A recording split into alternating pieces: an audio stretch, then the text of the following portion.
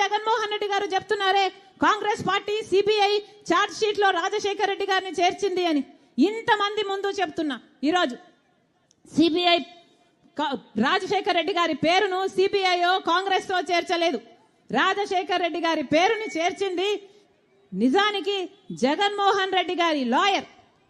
జగన్మోహన్ రెడ్డి గారి లాయరే రాజశేఖర్ రెడ్డి గారి పేరు నిజానికి సిబిఐలో లేకపోతే జగన్మోహన్ రెడ్డి గారు ఈ కేసులో నుంచి బయటపడడం చాలా కష్టము అని తెలిసి రాజశేఖర్ రెడ్డి గారి పేరు ఉండకపోతే జగన్మోహన్ రెడ్డి గారు ఈ కేసులలో నుంచి ఎప్పుడు బయటపడ్డు అని రాజశేఖర్ రెడ్డి గారిని పేరును స్వయంగా జగన్మోహన్ రెడ్డి గారి లాయరే సుధాకర్ రెడ్డి అనే లాయరే రాజశేఖర్ రెడ్డి గారిని చేర్చమని హైకోర్టులో సుప్రీంకోర్టులో పిటిషన్ వేసి మరీ చేర్పించారు.